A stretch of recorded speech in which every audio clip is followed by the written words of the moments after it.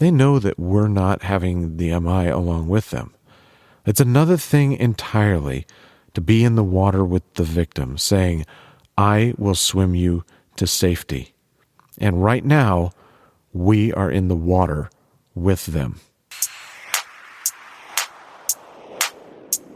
Hey, welcome everybody. It is the Austin Travis County EMS System Office of the Medical Director official podcast. I am... What do you mean? What do you mean it's not my podcast?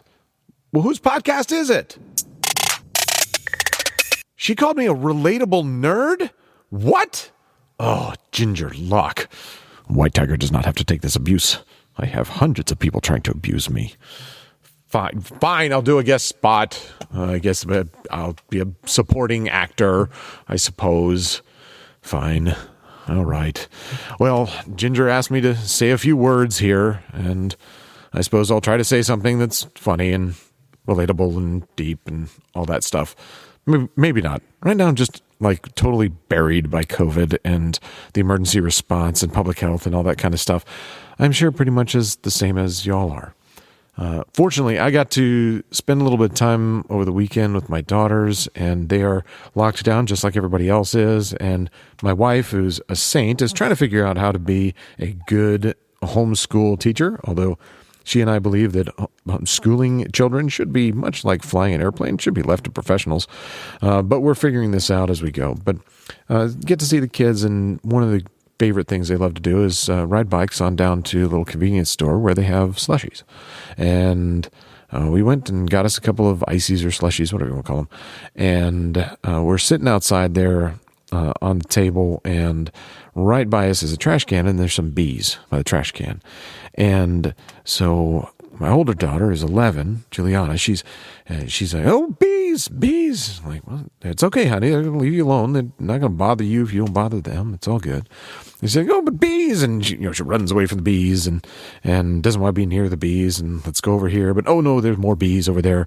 And so my younger daughter, Kaya, who's 7, she starts emulating that. She starts screaming. Every time she sees the bees, she's screaming and she cries and all this. And I'm trying to explain to them, the bees are not going to harm them. They're okay. Just leave them alone. They're just doing their thing, right? It's a beautiful day out. They want to be outside just like we are. And they're unmoved by this explanation. And they continue to flee the bees as they move around. And Kaya starts crying. She gets on her bike, but she sees a bee and then she throws it down and can't move for fear and doesn't want to go near the bike because there's a bee nearby. And she's paralyzed for fear of another bee. And so I grab her bike, I roll it to her, she takes it, we ride on, and we have a nice little ride home. And later on, I'm talking with Juliana about it. And you have to understand about these girls, Juliana just dotes on her little sister. Little sister adores her. And they're such wonderful sisters. And when I'm talking with Juliana, I tell her about this, about how much Kaya really looks up to her and how much she respects her and wants to be like her. Her older sister is the model of the girl that she wants to be. And I told her, if you show fear, then she will have fear. And Juliana thinks on this and she says, but what if I have fear? And I tell her, we all have fear. And how we show it affects how others react to it and affects their fear that they feel and they show. And so this is my thought for today. Coronavirus has created an immense amount of fear. Now, that's not difficult to see. We've lost thousands of lives to this virus, and it's invisible, and it's out there, and it's easy to catch, and it hides in people who are asymptomatic or minimally symptomatic, and you can catch it very easily. So it's understandable why that fear is there. And it's easy to make fun of people in the grocery store when they're in their full scuba outfit, or they're wearing a crown made of pool noodles that radiates from their skull to create personal space. And it's funny to look at those things, but these are all manifestations of a very real, very deep fear, and the type that many more people feel without it being as evident. Now, when people feel fear, they look for two things. One, they look for people they trust. They look for people they can follow, the people that they can journey together with in this fear. And two, They look to do something, even if that something doesn't make a lot of sense, even if it doesn't stand scrutiny in the light of day. But they want to feel like they're taking action and they're fighting this fear. They're beating back this monster by doing something. Now, I will say, as rescuers, as medical providers, it's easy for us to toss a rope to a drowning man from the safety of shore, and that costs us nothing. As do the platitudes of, you're going to be okay, and we'll take care of you, and I'm sure that you'll do just fine. People survive this all the time. And we do that every day with our usual calls. Here's the thing. We're not the ones having the MI or the stroke. They are. At the end of our shift, we are going to go home, and they are not. And they may be in the hospital, or they may be even worse. And we risk nothing, and they know it. They know that we're not having the MI along with them. It's another thing entirely to be in the water with the victim, saying, I will swim you to safety. And right now, we are in the water with them.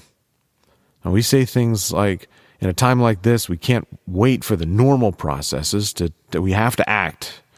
But I say, in a time like this, it is more important than ever to go boldly but deliberately. As harmful processes get amplified and they don't get examined thoroughly. In a time like this, it's that much more important to deal in science and fact, not supposition and theory. To swim boldly, confidently, serenely in to where the patient is so that we may swim them out. We have to make sense of an ocean of information that is out there right now. A lot of it is really good information from good sources, from places like the CDC and Public Health and the World Health Organization. But there's also an ocean of bad information out there and practices that get amplified that because some medic somewhere like, oh, I knew this medic from the next county over and they're doing this. And you look at that idea like, wow, that seems theoretically like it might be a good idea, but really they didn't think it through all that well, and it's not that great an idea. And here's the thing. Millions of people are depending on you to be brave. They're looking to you for some glimmer that this very terrifying, this confusing, this lonely time is coming to an end, and they're going to be okay on the other end of it. They fear losing their loved ones, particularly their elderly family members or the young ones with medical issues. They fear the economic ruin that seems to be right around the corner as they're furloughed from their jobs or their small businesses fold under this economic pressure. They're looking for someone that looks like they know what they're doing. And that someone might as well be you. Thanks, Dr. Pickett. You're an inspiration to us all.